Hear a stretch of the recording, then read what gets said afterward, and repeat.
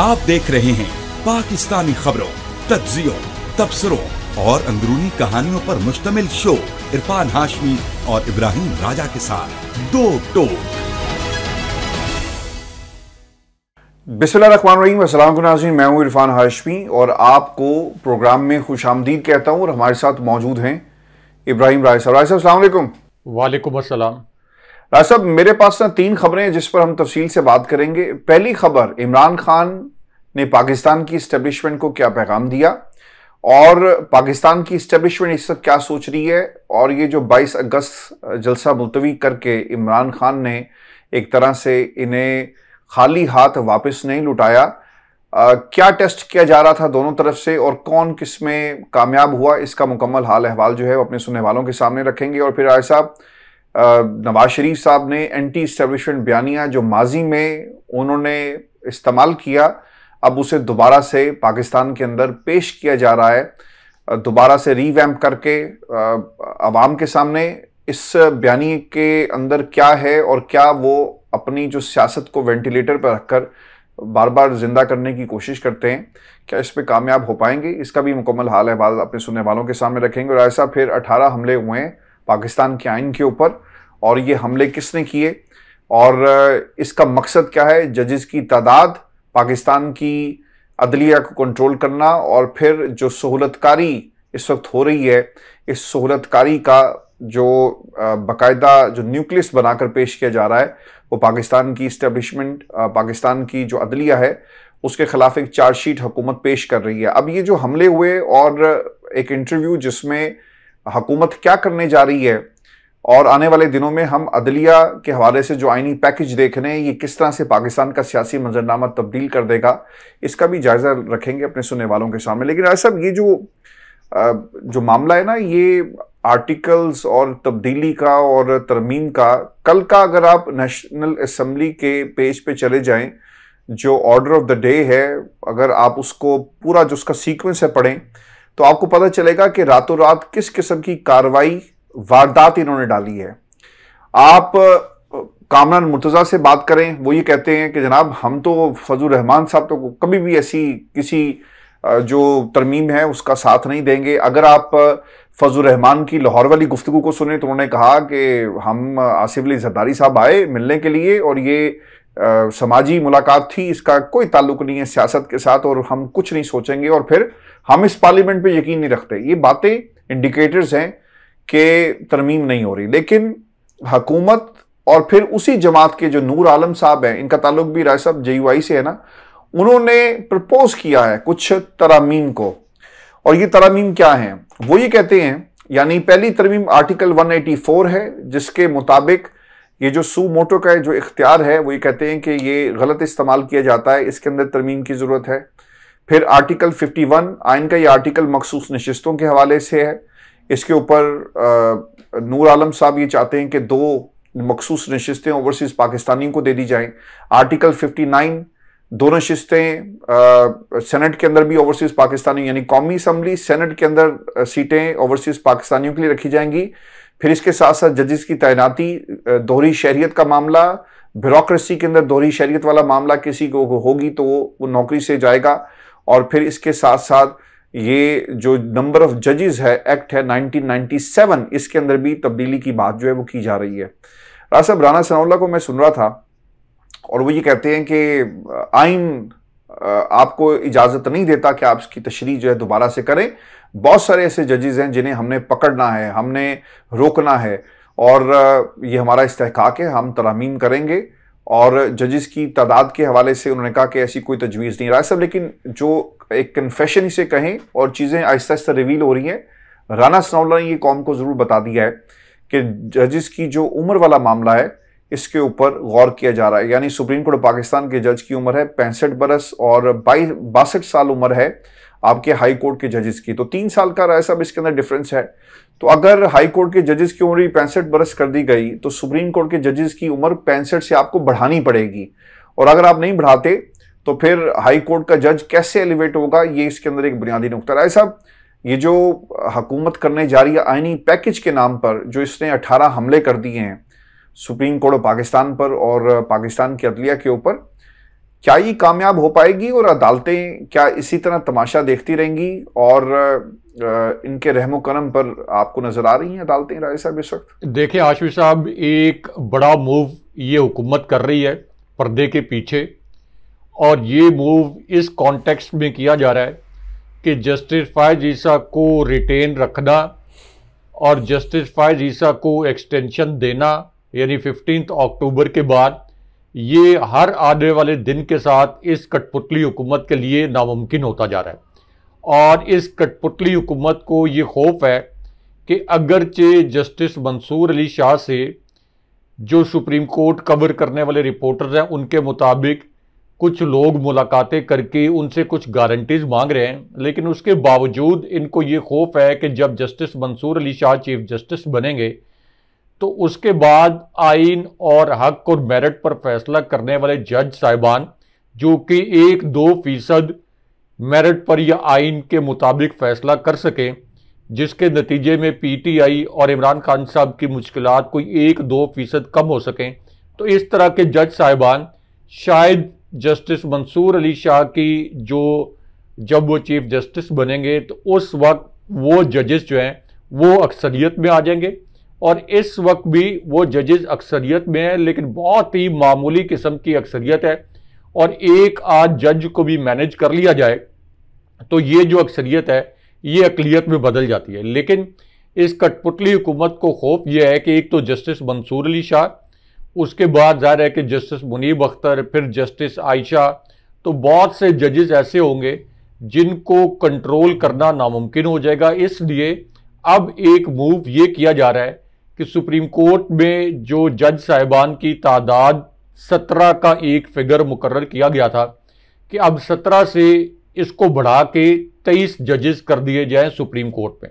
अच्छा, अगर ये मूव एक नॉर्मल सिचुएशन में हो रहा होता तो नॉर्मल सिचुएशन में तो ये एक दलील मानी जा सकती थी कि चूंकि मुकदमात का बोझ बहुत ज़्यादा है सुप्रीम कोर्ट पर और बाकी अदालतों पर भी, तो इसलिए सुप्रीम कोर्ट में मुकदमात का बोझ कम करने के लिए ये 17 जज साहिबान से 23 जज साहिबान जो हैं ये सुप्रीम कोर्ट में मुकर्रर किए जाएंगे। लेकिन अब इस वक्त ये जो मूव किया जा रहा है या मूव जो प्लान किया जा रहा है, इसका मकसद सिर्फ ये है कि सुप्रीम कोर्ट में 6-7 जजेस ये इस किस्म के ले आएं जो कि इस हुकूमत को, जो कि गिर सकती है, जो सुप्रीम कोर्ट के फैसलों के नतीजों में पीटीआई को कोई 1-2% इंसाफ मिल सकता है, तो उन सब को न्यूट्रलाइज कर दिया जाए और इस किस्म के जजेस जो हैं ये सुप्रीम कोर्ट में तैनात किए जाएं। जिसकी एक एफर्ट ये भी की गई जो कि एग्जीक्यूट भी हुई कि कुछ एडॉक जजेस तैनात कर दिए जाएं, और ये एडॉक जजेस जो हैं पहले मरले में 4 का कहा गया था, फिर 2 की तैनाती हुई। तो ये सारे मूव्स जो हैं ये इस वजह से हो रहे हैं कि इस कठपुतली हुकूमत को ये पता है कि चूंकि ये जाली तौर पर मुसल्लत की गई हुकूमत है, इस कठपुतली हुकूमत को ये भी पता है कि ये जो इलेक्शन 8 फरवरी 2024 का इलेक्शन है ये भी कलअदम हो सकता है, या पीटीआई और इमरान खान साहब से जुड़े जो केसेस हैं इनके ऊपर बहुत ताखीर से ही सही लेकिन सुप्रीम कोर्ट से कोई फैसले जो है वो खान साहब और पीटीआई के हक में और इस कठपुतली हुकूमत के खिलाफ आ सकते हैं। तो इसलिए ये मूव किया जा रहा है। लेकिन इस वक्त अगर अदालतों के अंदर केसेस की तादाद बढ़ रही है या एक जो केस लोड है वो बढ़ रहा है, तो उसकी एक वजह तो ये भी है कि पीटीआई के कारकुनों पर और पीटीआई के रहनुमाओं पर एक एक कारकुन पर 50-50 मुकदमे बनाए गए। तो आपकी जो अदालतें हैं वो इन मुकदमात को सुनने और उसके बाद जिस तरीके से इन मुकदमात को लटकाया जाता है ताकि 1.5 साल इनका फैसला ना आए, जैसे सनम जावेद, आलिया हमजा और पीटीआई की दीगर खवातीन और इसी तरह मर्द रहनुमाओं के केसेस भी 1.5 साल लटके रहे। तो अगर आपका इंटेंट ये होता कि केसेस का बोझ कम करना है तो ये केसेस जो हैं ये इनको इतना ना लटकाया जाता। तो इसलिए ये पूरा मूव जो है इस वजह से किया जा रहा है। जहाँ तक आपने बात की कि नूर आलम खान की, यानी एक तजवीज़ आई कि 23 जजेस कर दिए जाएं, एक ये तजवीज़ आई कि चीफ जस्टिस के अलावा ज़ाहिर है कि दीगर 22 जजेस होंगे, और इसके अंदर समझने वाली बात यह है कि चीफ जस्टिस जो हैं वो बेशक सुप्रीम कोर्ट के और पूरे अदालती निज़ाम के सरबराह होते हैं, लेकिन बेंच जब फैसला करता है तो उसमें चीफ जस्टिस का वोट एक ही होता है। अगरचे ये समझा जाता है कि चीफ जस्टिस का जज साहिबान पर कुछ थोड़ा सा इन्फ्लुएंस होता है, लेकिन वोट बहरहाल उनका एक ही होता है। अब ये नूर आलम खान के मुतल्लिक ये भी कहा जा रहा है कि एक यू टर्न जो है इसके ऊपर लिया जा रहा है। ख़ास तौर पर ये जो कहा जा रहा है कि प्राइवेट मेंबर बिल के ज़रिए 1997 के एक्ट में तरमीम की जाएगी, तो इसके अंदर पीपल्स पार्टी भी अब कूदी है और एक इस पूरी सूरत में यू टर्न के मामले पर भी बात की जा रही है। लेकिन ये तय है कि ये हुकूमत जो है ये सुप्रीम कोर्ट का निज़ाम धर्म भरम करने के लिए, आइन को पामाल करने के लिए ये 2-3 मूव्स जो है ये पैरेलल चला रही है और इसका मकसद ये है। आपको क्या लगता है कि फजलुर रहमान जो ये बात कर रहे हैं कि हम ऐसी हुकूमत को नहीं मानते और सब कुछ जो बातें कर रहे हैं, राज साहब ऐन मौके पर ये 2 नंबरी दिखाएंगे, बल्कि 10 नंबरी दिखाएंगे और मुकर जाएंगे? देखें, फजलुर रहमान को मैनेज करना इस वक्त वो सिर्फ, क्योंकि एक मिनट एक चीज ऐड कर लूं, क्योंकि जो अगर सेनेट में देखा जाए ना तो 5 नंबर्स चाहिए, वो सिर्फ फजलुर रहमान को मनाना है इन्होंने। और फिर इसी तरह जो नंबर्स हैं कौमी असम्बली के, वहां पर भी 4 के अलावा बाकी नंबर्स इनके पूरे हैं, तो वो आज़ाद उम्मीदवार मौजूद हैं। आप उनको भी इकट्ठा कर सकते हैं, अपने कबीले में ला सकते हैं। देखें, फजलुर रहमान साहब को मैनेज करना ये कभी भी किसी भी हुकूमत के लिए आसान नहीं होता कि सिर्फ एक आप कह लें कि सियासी बातचीत के ज़रिए आप फजलुर रहमान साहब को मैनेज कर लें। फजलुर रहमान साहब एक बहुत ही बड़े सियासी सौदागर भी हैं और फजलुर रहमान जो हैं वो कभी भी यानी किसी छोटी सी कीमत पर इस हुकूमत जो कि मुकम्मल तौर पर फंसी हुई है, हलवा कीमत नहीं, हलवा, और एस्टैब्लिशमेंट जिस पर हर तरफ से तनकीद हो रही है, तो एस्टैब्लिशमेंट को एक ऑनरेबल एग्जिट देने के लिए या एस्टैब्लिशमेंट को कोई वक्ती तौर पर पीटीआई के ऊपर फतह दिलवाने के लिए, यानी जो कि गैर आइनी तरीके से हो सकती है कि आइन को मजीद रोन दिया जाए, कानून को पामाल कर दिया जाए, तो इसकी बहुत बड़ी कीमत जो है वो डिमांड करेंगे। क्योंकि फजलुर रहमान भी जो इस वक्त एस्टैब्लिशमेंट पर कुछ ज़्यादा ज़ोर शोर से तनकीद कर रहे हैं, उसकी वजह यह है कि उन्हें भी पता है कि एस्टैब्लिशमेंट जो है इस वक्त बैकफुट पर है। उन्हें पता है कि पाकिस्तान की सबसे बड़ी पार्टी, सबसे मकबूल पार्टी पीटीआई जो है वो और एस्टैब्लिशमेंट, इनके मुतल्लिक ये तासुर है कि ये आमने सामने है। इस कठपुतली हुकूमत ने ये तासुर बनाया हुआ है और एक ऐसी सूरत में जब मुल्क के 90% अवाम एक तरफ खड़े हों और ये तासुर हो कि एस्टैब्लिशमेंट दूसरी जानिब खड़ी है, तो इस मौके का फजलुर रहमान भरपूर फ़ायदा उठाएंगे।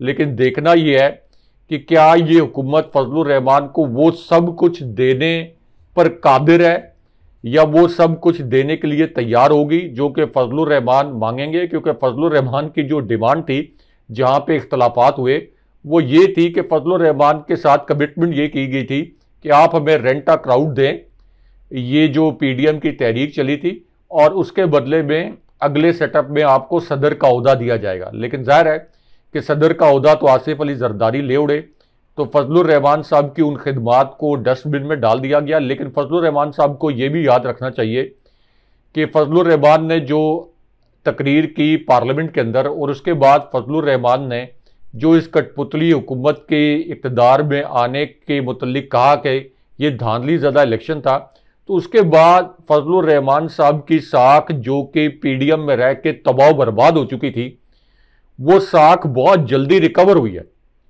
फजलुर रहमान साहब को अवामी सपोर्ट मिली है, आम लोगों की सपोर्ट मिली है, जब उन्होंने ये हकीकत बयान की कि इस मुल्क में ये एक रिग्ड इलेक्शन हुआ है, और उन्होंने ये अल्फाज बोले कि ये इलेक्शन एस्टैब्लिशमेंट ने रिग किया है। और इसी तरह जब वो तल्ख हकाइक सामने लेके आए तो लोगों ने उनको सपोर्ट किया। लेकिन अगर दोबारा से वो इस कठपुतली हुकूमत की गोद में जाके बैठ जाएंगे तो फिर दोबारा ये दिनों की बात है, ये फजलुर रहमान साहब की साख उसी तरह जीरो पे चली जाएगी जैसे पीडीएम के दौर पे। बिल्कुल ठीक है। अच्छा, एक ना पाकिस्तान की एस्टेब्लिशमेंट क्या सोच रही है इमरान खान को लेकर? ऐसा अब ऐसा लगता है हालात को देखकर कि दुश्मनी में इस हद तक लोग आगे निकल गए कि शायद कोई वापसी का रास्ता किसी को मिल नहीं रहा। इमरान खान के खिलाफ 200 से ज़ायद मुकदमात आपने बना दिए, और अब ऐसा लगता है ये है कि ये नफरत और अना का मामला नहीं रहा, बल्कि अब ये एक खौफ की जंग है। और खौफ ये है कि अगर इमरान खान दोबारा से इक़्तिदार में आ गया तो हमारे साथ क्या करेगा। हमने 200 मुकदमात बनाए तो ऐन मुमकिन है कि नून लीग और उनके प्यार करने वालों के खिलाफ भी कोई कार्रवाई हो। नून लीग और पीपल्स पार्टी और दीगर जो इनके इत्तेहादी हैं उनके एक एक बंदे के खिलाफ 200 मुकदमात बनाए जाएं। एक इंटरव्यू हुआ और फवाद चौधरी साहब ने कुछ बातें कही है। मैं चाहूंगा राय साहब ये इस्टेब्लिशमेंट के हवाले से हम थोड़ा सा इसको भी एनालाइज करें और एक जायजा रखें अपने सुनने वालों के सामने कि कितने महाज हैं इस वक्त इस्टेब्लिशमेंट के सामने और इस्टेब्लिशमेंट को क्या करना चाहिए। क्या मकबूल हुकूमत ही मसले का हल है और मकबूल लीडरशिप ही मकबूल हुकूमत बना सकती है। चूंकि राय साहब जब आपके पास एक मकबूल हुकूमत हो, पाकिस्तान के अवाम उसके साथ खड़े हों, तो फिर एक रोटी भी क्यों नहीं होगी तो लोग जो है ना उस पर तनकीद नहीं करेंगे। लेकिन अगर मकबूल हुकूमत नहीं है और ऐसी हुकूमत है जो फस्तायत की रोजाना कोई ना कोई रिकॉर्ड कायम करे, तो फिर आपसे 3 रोटियों का भी सवाल होगा। लोग कुर्बानी देंगे उस लीडर के लिए जिसको वो दिल से पसंद करते हैं और जो समझते हैं कि वो डील नहीं करेगा। फवाद चौधरी साहब ने इंटरव्यू में क्या कहा है कि एक फौज अगर आज न्यूट्रल हो जाए तो कल इंतखाबात हो जाएंगे। इमरान खान को इस्टेब्लिशमेंट समेत मुल्क की 2 बड़ी जमातों को रास्ता देना होगा। इस्टेब्लिशमेंट इस वक्त ये सोच रही है कि अगर इमरान खान इलेक्शन में जीत गए तो फिर हमारा क्या बनेगा। किसी न किसी हद तक इस्टेब्लिशमेंट ये सोच सकती है कि पिछले 2-2.5 साल में जो कुछ इमरान खान और उनकी सियासी जमात के साथ हुआ, इसके बाद अगर इमरान खान इलेक्शन के बाद फिर से वज़ीर आज़म बनते हैं तो फिर इस्टेब्लिशमेंट का क्या होगा। लेकिन इमरान खान बार बार ये कह चुके कि मेरा पाकिस्तान की इस्टेब्लिशमेंट से या किसी से बदला लेने का कोई प्रोग्राम नहीं है। मुल्क के लिए, खुदा के लिए सब इकट्ठे हो जाएं और एक प्रोफेशनल ताल्लुक को बरकरार रखा जाएगा। वैसे आपको भी क्या ऐसे लगता है कि पाकिस्तान की इस्टेब्लिशमेंट और खान साहब की जो वाइब्स है, मैं एक टेस्ट केस के तौर पर 22 अगस्त के जलसे को देखता हूं और 22 अगस्त के जलसे में इमरान खान ने इनकार नहीं किया, खाली हाथ नहीं वापस किसी को भेजा। उन्होंने कहा कि जलसा आप कैंसिल कर दें। खान साहब ने कहा बिल्कुल ठीक है, पाकिस्तान के लिए हम करेंगे। हम नहीं चाहते कि कोई फॉल्स फ्लैग ऑपरेशन या रियासत के जो दुश्मन है, पाकिस्तान के जो दुश्मन है, जो जमहूरियत के दुश्मन है, जो पीटीआई के दुश्मन है, वो दोबारा से कुछ ऐसा करें और हमें तनकीद का निशाना बनाया जाए। लिहाजा हम ये काम नहीं करेंगे। खान साहब ने मान लिया। तो राय साहब आपको लगता है कि बर्फ पिघली है और एक माहौल और जो राब्ता था वो बहाल किसी हद तक जरूर हुआ। नून लीग जो मर्जी कहती रहे कि हमने राब्ता नहीं किया, किसी और ने राब्ता किया। राणा साहब ने तो कहा है कि इस्टेब्लिशमेंट नहीं गई जी, हुकूमत का कोई नुमाइंदा नहीं गया, बल्कि इस्टेब्लिशमेंट से किसी और ने राब्ता किया। देखिए आशिफ साहब, इस्टेब्लिशमेंट के पास 2 ऑप्शन है और इसको आसान अल्फाज में एक्सप्लेन करने के लिए हमारे व्यूअर ये तसव्वुर कर लें कि इस्टेब्लिशमेंट के टेबल पर 2 फाइल्स पड़ी हैं। एक फाइल उनके टेबल के दाएं हाथ पर पड़ी है और एक फाइल उनके टेबल पर बाएं हाथ पर पड़ी है। अब पहले इस्टेब्लिशमेंट के पास जो ऑप्शन है, जो कि दाएं हाथ पर पड़ी हुई फाइल में है, वो फाइल उठाएं। उस फाइल के अंदर जो हकायक पिछले 2 साल के दौरान सामने आए हैं, उन हकायक का तज्जिया किया जाए। अब उस फाइल के अंदर क्या हकायक हैं?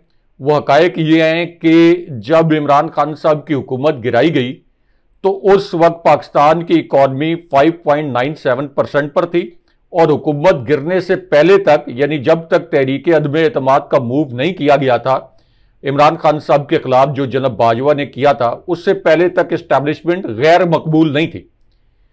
पाकिस्तान की इकॉनमी 5.97% पे थी। कोविड जैसी बीमारी पर काबू पा लिया गया था। आपने अपने तमाम तरक्याती आदाफ, चाहे वो ज़रूरी शोबा हो, सनती शोबा हो, आपके तरसीलाते ज़र हों, वो तमाम आदाफ आपने एक्सीड कर लिए थे।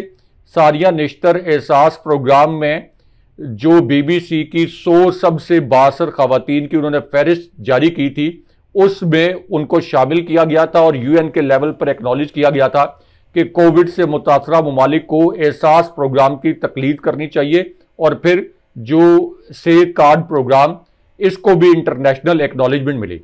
उसके बाद रजीम चेंज ऑपरेशन के बाद, ये उस फाइल की मैं बात कर रहा हूं जो कि दाएं हाथ पर पड़ी है, कि रजीम चेंज ऑपरेशन के बाद 2 साल में जब शहबाज शरीफ और शरीफ खानदान की हुकूमत को 2 एपिसोड्स में मुसल्लत किया गया, उसका नतीजा ये निकला कि 5.97% से आपका ग्रोथ रेट आ गया 0.2% पे। इस्टेब्लिशमेंट आपकी इंतहाई गैर मकबूल हो गई।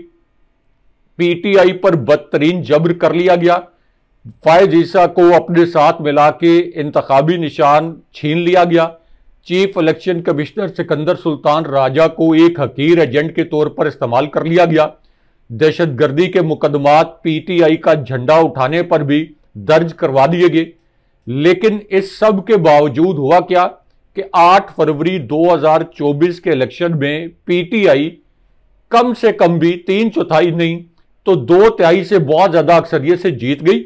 और दूसरा यह हुआ कि जो इमरान खान साहब पर बोगस केसेस बनाए गए थे, तो आईएसआई के किरदार पर मैंने या आपने नहीं, हर पाकिस्तान की अदालत ने और हर पाकिस्तान की अदालत के जज ने सवालात उठा दिए, जिनमें पेशावर हाई कोर्ट भी शामिल है, जिनमें सुप्रीम कोर्ट के जजेस भी शामिल हैं, इस्लामाबाद हाई कोर्ट के तमाम जजेस सवाए जस्टिस आमिर फारूक के और इंसदादे दहशतगर्दी अदालतों के जजेस ने भी। तो इस फाइल के अंदर ये मैंने 3 मिनट के अंदर शायद 2 मिनट में बता दिया कि एस्टैब्लिशमेंट ने और मुल्क ने क्या खोया क्या पाया पिछले 2 साल के तजर्बे में। इकॉनमी कोलैप्स, आईएसआई पर तनकीद, एस्टैब्लिशमेंट की साख पर सवालात और इंटरनेशनल लेवल पर भी, इंटरनेशनल मीडिया की जानिब से भी तनकीद और अमरीकी कांग्रेस से लेकर बरतानवी हाउस ऑफ कॉमन्स और यूएन के वर्किंग ग्रुप तक हर जगह से एस्टैब्लिशमेंट और रियासत पाकिस्तान पर तनकीद। अब आ जाए जो बाई जानिब फाइल पड़ी है, मैं कहता हूं कि एक ऑप्शन है, इसको आप फाइल तस्वुर कर लें। बाएं जानिब जो फाइल पड़ी है उसके अंदर असेसमेंट यह है कि इस वक्त 90% अवाम इमरान खान साहब के साथ खड़े हैं। चलें आप 90% छोड़ दें, आप ये कह लें कि 80% अवाम जो है इमरान खान साहब के साथ खड़ी है। ये तो एस्टैब्लिशमेंट को भी पता है कि जो 8 फरवरी 2024 का इलेक्शन है ये इमरान खान साहब ने जीता है, बदतरीन किस्म के रियासती जबर और पूरे निज़ाम को इस्तेमाल करने के बावजूद। और एस्टैब्लिशमेंट को यह भी पता है कि जो आर्मी चीफ ने बड़ी वाइज बात की थी और डीजी आईएसपीआर ने भी, कि कोई भी फौज जो है वो उस वक्त मजबूत तर होती है जब वो अवाम से ताकत हासिल करती है। तो अगर इस वक्त एक साफ और शफाफ इलेक्शन हो जाए, जो कि दूसरे ऑप्शन में एक फाइल की सूरत में मौजूद होगा एस्टैब्लिशमेंट के पास ये ऑप्शन, कि अगर साफ शफाफ इलेक्शन हो, अदालतों को इमरान खान साहब और पीटीआई के मुतल्लिक जो केसेस हैं इनके आज़ादाना फैसले करने दिए जाएं, और जो भी हुकूमत आए उसको एस्टैब्लिशमेंट एक आईनी दायराकार में रह के जो सपोर्ट कर सकती है मुल्की तरक्की के लिए, बिल्कुल आईनी दायरे के अंदर रह के वो सपोर्ट करे, तो जो भी हुकूमत आए उसको चलने दिया जाए। तो तमाम सर्वेज ये बता रहे हैं, तमाम जो इस वक्त जमीनी हकायक ये बता रहे हैं कि एस्टैब्लिशमेंट की कोई मदद इमरान खान साहब को हासिल ना हो तो तब भी इमरान खान साहब 3/4 अक्सरियत हासिल कर लेंगे। यानी एक इतनी ओवरवेलमिंग मेजॉरिटी के साथ एक हुकूमत आएगी कि अगर उसको मुल्की मफाद में गैर मकबूल फैसले करने पड़े तो वो कर पाएगी। अगर उसको मुल्की तरक्की के लिए 1-2 साल इस्लाहात करनी पड़ी, जैसे खान साहब ने अपने पिछले दौर में पहले साल में इस्लाहात की थी, उसके समरात आने शुरू हो गए थे, तो वो तमाम समरात जो हैं वो हमें नजर आएंगे। और फिर लोगों का ओवरसीज पाकिस्तानी जो कि रेमिटेंसेज भेजते हैं, तरसीलाते ज़र भेजते हैं, उनका एतमाद इमरान खान साहब के साथ है। तो इसका मतलब यह है कि पाकिस्तान के माशी मसाइल भी हल हो जाएंगे, आपकी अदालतों के जजेस की जानिब से आईएसआई या एस्टैब्लिशमेंट पर तनकीद भी नहीं होगी, इंटरनेशनल लेवल पर तनकीद नहीं होगी, और उसके बाद मुल्क की मईशत और जो आपका सरमायाकार है वो सियासी इस्तेहकाम के बाद ही सरमायाकारी करता है। तो ऑप्शन 2 हैं कि अगर शरीफ खानदान को मुसल्लत रखना है तो आप राइट वाली फाइल इसी को आगे बढ़ाते चले जाएं, मुल्क कोलैप्स, रियासत कोलैप्स, 25 करोड़ अवाम पर महंगाई का कहर, नफरत इंतशार वाला पाकिस्तान।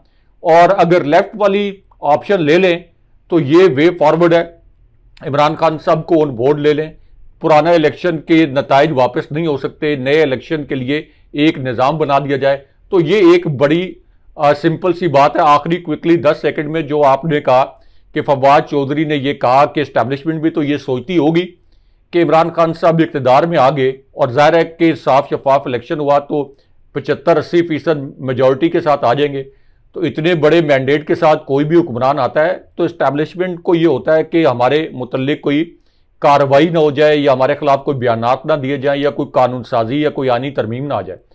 तो इसी को नजम सेठी साहब ने भी इंकशाफ किया था कि एस्टैब्लिशमेंट ने कुछ गारंटीज जो खान साहब से मांगी, उनमें ये गारंटीज भी थी कि आप अगर इक़्तिदार में आ गए तो मौजूदा इस्टेब्लिशमेंट की शख्सियात के खिलाफ कोई कार्रवाई नहीं करेंगे या उनके खिलाफ कोई बयानात वगैरह नहीं देंगे या उनका असर रसूख वगैरह कम नहीं करेंगे। लेकिन इमरान खान साहब ने फतह मक्का के मॉडल का ऐलान कर रखा है। इसके लिए कॉन्फिडेंस बिल्डिंग मैयर्स की जरूरत है। अगर इस्टेब्लिशमेंट सिर्फ इस वजह से कुछ हिचकिचाहट का शिकार है तो इस पर मुज़ाकरात का डोल डाल के देख लें, मुज़ाकरात करके देख लें कि इमरान खान साहब की जानिब से क्या वाइब आती है। तो मेरा नहीं ख्याल कि इमरान खान साहब मुल्क को बढ़ाने के लिए, मुल्क को आगे चलाने के लिए, मईशत को आगे बढ़ाने के लिए कोई मुंतकिम मिजाजी का मुजाहरा करेंगे और ये कहेंगे कि नहीं, मैंने हर सूरत में इस्टेब्लिशमेंट के खिलाफ को बदले लेने हैं या इंतकामी कार्रवाई करनी है। और मुल्क को आगे बढ़ाने के लिए आपको कभी कभार पिछले जख्म भुलाने भी पड़ते हैं। अच्छा साहब, इरफान सदीकी साहब गाय बगाए जो है ना वो बाऊजी की शान में कसीदे पढ़ते रहते हैं और ऐसा लगता है कि ये Irfan Siddiqui is a kind of a proxy. और नवाज शरीफ साहब वो बातें जो खुद से नहीं कर सकते, उन्होंने अपने आगे पीछे लोग ऐसे रखे हुए जो उनके माजी की जो बहुत सारी मिसालें हैं वो देकर नवाज शरीफ को सियासी तौर पे जो वेंटिलेटर है उस पर उन्होंने जिंदा रखा हुआ है कि लोग नवाज शरीफ को भूल ना जाएं। यही काम जो है वो लंदन में भी होता रहा है सिंस 2019। जो इर्द गिर्द जो लोग थे वो ऐसे बयानात देते थे, बाऊजी आ रहे हैं, बाऊजी आएंगे तो पता नहीं दूध और शहद की नहरें जो हैं वो पाकिस्तान के अंदर आप देखेंगे और लोग तरक्की। और जिस दिन से नवाज शरीफ साहब आए उन्होंने वही बयानिया बनाया, मुझे क्यों निकाला, मुझे क्यों निकालने का जो ठेका था वो किसने दिया और ये प्लान कहाँ बना। हमने इससे आगे उनकी सियासत नहीं देखी। अब इरफान सदीकी साहब ने राजा साहब माजी की कुछ रेफरेंसेस दिए हैं और पाकिस्तान की इस्टेब्लिशमेंट क्या सोच रही थी, जनरल जहीरुल इस्लाम ने, DGISI वो क्या कह रहे थे और फिर एक आर्मी चीफ ने क्या पैगाम भेजा और फिर उसके बाद डॉन लीक्स में क्या हुआ। इरफान सदीकी साहब ने माजी के हवाले देकर, राजा साहब जिस तरह सब्जी पुरानी हो ना तो उसे कहते हैं ना कि पानी दा छटा लाओ जी, पानी दा छटा लाकर इन्होंने सब इस सब्जी को जो है वो तरोताज़ा करके बेचने की कोशिश की। और बयानिया क्या है कि नवाज शरीफ आज भी एंटी इस्टेब्लिशमेंट हैं और देखो नवाज शरीफ जो है इस्टेब्लिशमेंट के बारे में माजी में भी पीछे नहीं हटा, साजिशें हुई और आज भी वो एंटी इस्टेब्लिशमेंट, क्योंकि आज की इस्टेब्लिशमेंट के बारे में बाऊजी मरी से खुलकर बात नहीं कर सकते। और जहां तक ताल्लुक है पुरानी इस्टेब्लिशमेंट का, वो अपने लोगों के जरिए बात कर रहे हैं। इरफान सदीकी साहब ये कहते हैं कि नवाज शरीफ मुल्क की सियासत में बहुत अहम और मुस्बत किरदार अदा करने जा रहे हैं। अब कहाँ जा रहे हैं ये नहीं पता। और एक और बात जो उन्होंने कही जो लतीफे से कम नहीं थी कि नवाज शरीफ ने कभी किसी से महाजराई नहीं की। फौज के साथ जब भी मामला खराब हुए तो आगाज दूसरी तरफ से हुआ। पनामा को बुनियाद बनाकर नवाज शरीफ को वज़ारत उज़्मा से निकाला गया। इसमें हवा भरने के लिए उस वक्त के आर्मी चीफ जनरल राहील शरीफ ने ये सारा काम किया, क्योंकि एक्सटेंशन नहीं दी गई थी और वो एक्सटेंशन मांग रहे थे। नवाज शरीफ ने इनकार कर दिया। उन्होंने कहा अच्छा चलो फिर पनामा वाला काम जो है वो आपके साथ हम करेंगे। डॉन अखबार में खबर छपने की बुनियाद पर जब डॉन लीक्स इशू बना तो मुतालबा किया गया कि परवेज रशीद, तारिक फातमी और राव तहसीन को ओहदों से हटाया जाए। नवाज शरीफ ऐसा नहीं करना चाहते थे लेकिन आपको करना पड़ा। उस वक्त के DGISI जहीरुल इस्लाम ने नवाज शरीफ को पैगाम भिजवाया कि इस्तीफा दें, तो नवाज शरीफ ने कहा कि उसे जाकर बता दो कि मैंने इस्तीफा किसी सूरत भी नहीं दे रहा। नवाज शरीफ इस्तीफा देना लेकिन नीचे कुर्बानियां दूंगा। परवेज रशीद को भी हटा दिया, तारिक फातमी को भी हटा दिया और राव तहसीन साहब को भी हटा दिया। बिल्कुल हटा दिया। और आपको याद है कि छोड़ूंगा अपनी सीढ़ी छोड़ी। और आपको याद है ये कि वो कहते हैं कि वो नहीं करना चाहते थे लेकिन करना पड़ा। और फिर उन्होंने एक और भी बात की। राज साहब जब ये काम हुआ ना इससे पहले तो एक ट्वीट की गई DGISPR के ऑफिशियल ट्विटर हैंडल से कि नॉट एक्सेप्टेबल। आपको याद होगा बाद में उस ट्वीट को रिमूव भी करवाया गया। जी, अच्छा ये जो जनरल आसिफ गफूर ने बतौर DGISPR वो ट्वीट किया था जब डॉन लीक्स का इन्होंने तहकीकात का एक जाली नोटिफिकेशन जारी कर दिया तो उस पे फौज के DGISPR जो कि तमाम तीनों मुसल्लह अफवाज की नुमाइंदगी करते हैं तो उन्होंने ट्वीट किया था नोटिफिकेशन इज रिजेक्टेड। बिल्कुल इसी तरह हुआ। और फिर ये जो राहील शरीफ वाला चैप्टर है, मैं चाहूंगा कि ये थोड़ा बताएं कि राहील शरीफ हो या कोई और हो, एक्सटेंशन वाला मामला वो एक अपनी जगह है। कोशिश इन्होंने की थी और बाद में बहुत सारी इसकी गवाहियां भी आई, क्योंकि इस्लामाबाद में लगने वाले पोस्टर भी राज साहब ये बता रहे थे कि जाने की बात ना करो, अब जाने की बात रहने दो। और अल्लाह जन्नत नसीब करे, महीउद्दीन, मुझे आज भी राय साहब याद है, वो हमारी एडिटोरियल मीटिंग गालबन उसमें आप भी उस वक्त मौजूद थे, तो महीउद्दीन ने कहा कि जी फैसलाबाद में बैनर लग गए हैं। हमने पूछा क्या बैनर लग गए हैं? उन्होंने कहा जी सिपा सलार के लिए बैनर लग गए हैं कि जाने की बात जाने दो। तो वो रहील शरीफ साहब की उन दिनों एक्सटेंशन का मामला बहुत ज़्यादा गर्म था। तो राय साहब, एक्सटेंशन के मामला तो हमेशा ही गर्म हुए हैं, लेकिन आपको अब क्या लगता है कि नवाज शरीफ को ऐसे बयान देकर हम एंटी इस्टेब्लिशमेंट माने? चूंकि कौम आज भी बाबूजी से एक सवाल कर रही है, ये जो एवन फील्ड अपार्टमेंट्स है, कैसे पैसा आया? जो ये कहते हैं ना पनामा में इस गुब्बारे में हवा भरने वाले ये लोग थे। राज साहब, कुछ होता है तो उसका शोर होता है। ये पनामा किसी इस्टेब्लिशमेंट ने नहीं बनाया था, बल्कि इंटरनेशनल ये एक इन्वेस्टिगेशन हुई, उसके बाद ये दुनिया के सामने ये हकाइक आए। आज भी कौम ये जानना चाहती है कि मरियम सच बोल रही हैं कि ये एक अमीर दादा की औलाद थे, नवाज शरीफ सच बोल रहे हैं कि ये हैं वो जराए जहां से हमने जदादें बनाई, या फिर बच्चे सच बोल रहे हैं जिन्हें पता नहीं था कि ये पैसे कहां से आए, बेनिफिशियरी कौन है, या फिर शहबाज साहब जो वज़ीर-ए-आज़म है, या वो सच बोल रहे हैं कि मेरा बाप एक किसान था, गरीब था। इनमें से सच कौन बोल रहा है? देखिए हाशमी साहब, एक तो इरफान सिद्दीकी ने जनरल राहिल शरीफ के मुतल्लिक एक और दिलचस्प वाक़या सुनाया, जिससे ये पता चलता है कि फ़ौजी क़यादत और फ़ौज मरियम नवाज़ और नवाज शरीफ को कितना नापसंद करते थे।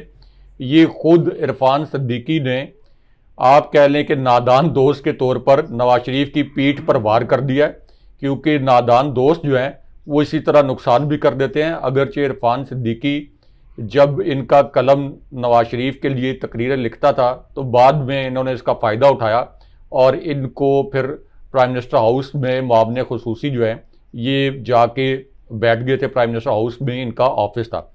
अब वो ये कहते हैं कि जनरल राहिल शरीफ के आर्मी चीफ बनने के बाद, यानी अभी कोई लड़ाई वगैरह या कोई इख्तलाफात नहीं हुए थे, वो कहते हैं कि जनरल राहिल शरीफ के आर्मी चीफ बनने के बाद काकूल में पासिंग आउट परेड हुई।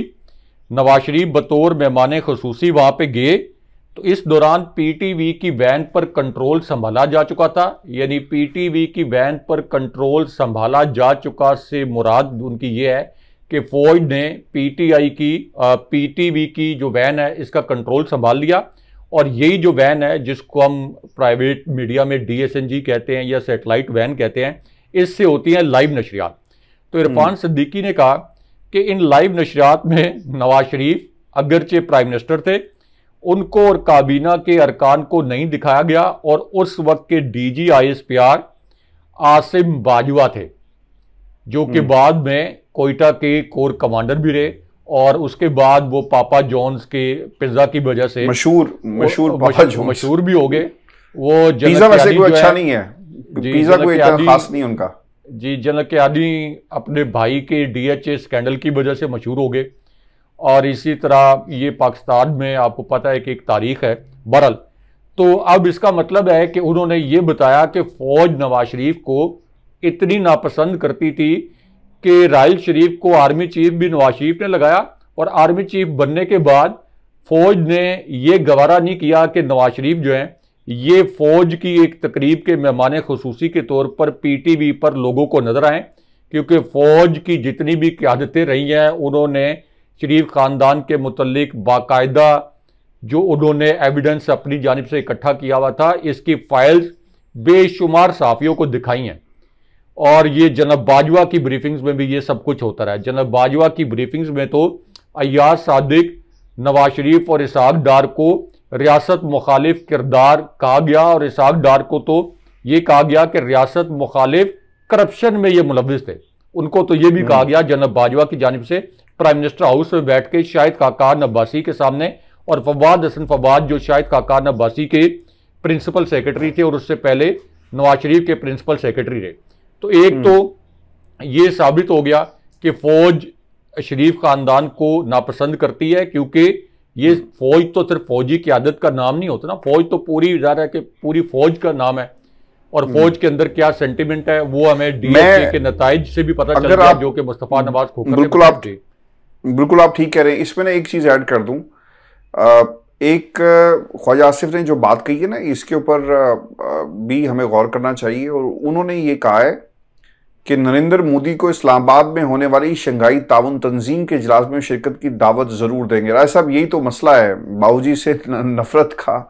इससे पहले भी तो बाबूजी के पास ये आते रहे नरेंद्र मोदी साहब, बगैर किसी वीजे इजाजत के जहाज उतरे जी। दोबारा कहा जा रहा है कि शंघाई ताउन तंजीम आएंगे बगैर वीजे बगैर प्रोटोकॉल के।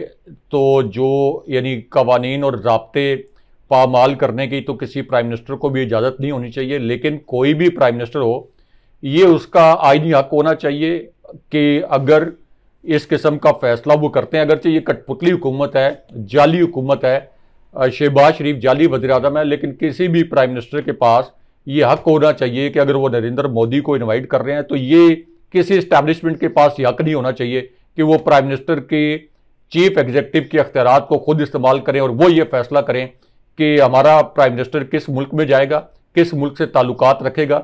जैसे जनाब बाजवा ने इमरान खान साहब के खिलाफ साजिश की रूस और यूक्रेन के मामले पर और अमेरिका को मनफी पैगामात पहुंचाए, और जो इमरान खान साहब का चीफ एग्जीक्यूटिव के तौर पर हक था खारजा पॉलिसी बनाने का, उसको जनाब बाजवा ने इस्तेमाल करने की कोशिश की। और ये हमेशा से इस्टेब्लिशमेंट जो है 76 साल से ये करती आई है।